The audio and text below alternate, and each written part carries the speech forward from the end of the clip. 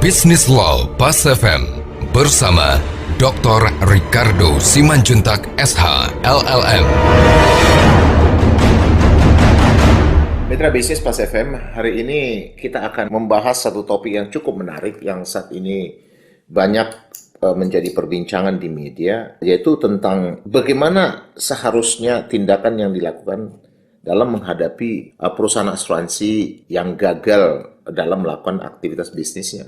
Kalau kita hubungkan dengan pembubaran perusahaan asuransi yang commercial vehicle-nya adalah perseroan terbatas, maka konsekuensi dari pembubaran tadi kan akan dilakukan tindakan likuidasi oleh likuidator. Karena ketika izinnya dicabut, saya katakan tadi, berdasarkan pasal 142 ayat 1F Undang-Undang PT, dia menjadi bubar. Konsekuensi bubar tadi menjadi alasan bagi OJK berdasarkan ketentuan pasal 43 Undang-Undang 40 tahun 2014 dan 44 untuk memerintahkan kepada lapor pemegang saham perusahaan asuransi tersebut untuk menyatakan bubar tadi melalui rules. Jadi tidak memutuskan, menyatakan. Karena kewenangan tadi bukan kewenangan rules, kewenangan tadi lahir demi hukum. Berdasarkan pasal 142 ayat 1F. Dalam waktu 30 hari. Berdasarkan Undang-Undang 40 ya. Kalau memang dia tidak mau melaksanakan itu, OJK yang melaksanakan. Atas pelaksanaan undang-undang. Jadi bukan memutuskan, sekali lagi saya katakan, tapi menyatakan bubar. Bukan memutuskan bubar. Karena bubar tadi lahir oleh konsekuensi pasal 142 ayat 1F. Nah, likuidator yang diangkat tadi akan bertanggung jawab kepada OJK.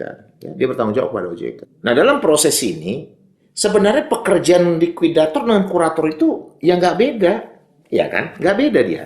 Karena kalau kita lihat ya, di pasal 45, tim likuidasi itu berwenang mewakili kepentingan perusahaan dalam bubar. Dan juga dia melakukan tindakan-tindakan dan seluruh pemegang saham maupun direksi itu tidak bisa lagi melakukan kegiatan karena telah diambil alih oleh likuidator sebagai pihak yang mempunyai kewenangan mewakili kepentingan dari perusahaan bubar, dalam konteks ini perseroan terbatas bubar, untuk melakukan pengurusan dan pemberesan harta piling. Jadi, likuidator ya bisa melakukan langkah untuk memaksa pihak-pihak ketiga yang melakukan penyembunyian terhadap aset-aset debitur atau perusahaan asuransi yang bubar berada di dalam kewenangan likuidasinya untuk menyerahkan atau mengembalikan aset dan atau mungkin bahkan dia bisa melakukan analisis sebagai dasar kenapa perusahaan tadi yang bubar tadi itu hartanya pada tidak ada. Sehingga dia juga mempunyai potensi untuk bisa melakukan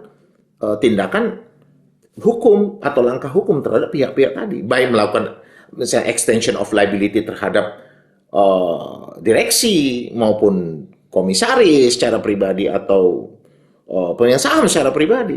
Ya, karena kalau kita lihat kan pada ketentuan 97 kalau memang undang-undang PT kalau direksi melakukan tindakan di luar kewenangan, itu kan akan berubah menjadi pertanggungjawaban pribadi.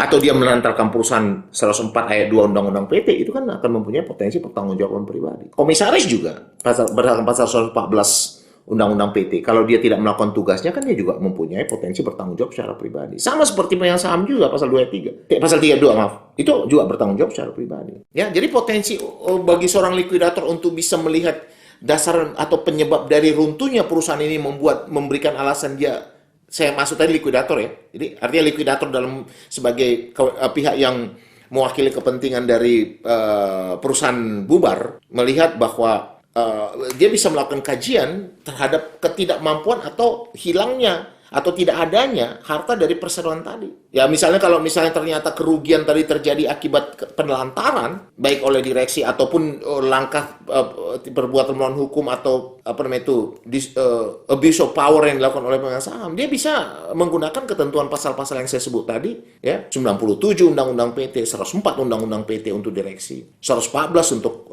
komisaris. Dan juga untuk pemegang saham di pasal 3. Ya, itu bisa minta pertanggungjawaban pribadi. Nah, selain itu, kalau memang ternyata misalnya para pengurus atau pihak-pihak yang berhubungan dengan perseroan melakukan penggelapan, dia juga bisa melakukan langkah hukum untuk melapor ke polisi.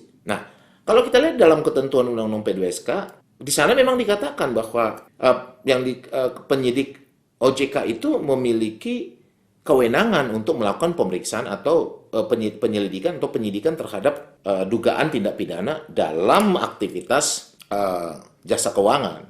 Tapi kan kalau kita lihat juga kan yang disebut dengan adanya kewenangan penyidikan OJK itu kan tidak melepaskan juga kewenangan kepolisian. Pihak polisi kan menjadi bagian sebagai penyidik itu kan juga menjadi satu kesatuan di sana gitu. Sehingga ketika likuidator tadi melakukan penanganan dalam proses pemberesan aset perusahaan asuransi dalam bubar dan dia meyakini terjadinya tindak pidana penggelapan gitu, itu dia mempunyai kewenangan mewakili kepentingan dari perusahaan dalam bubar untuk mengajukan laporan pidana ke polisi. Demikian pembahasan kita kali ini. Saya Dr. Ricardo Simanjuntak untuk Business Law Pasifik.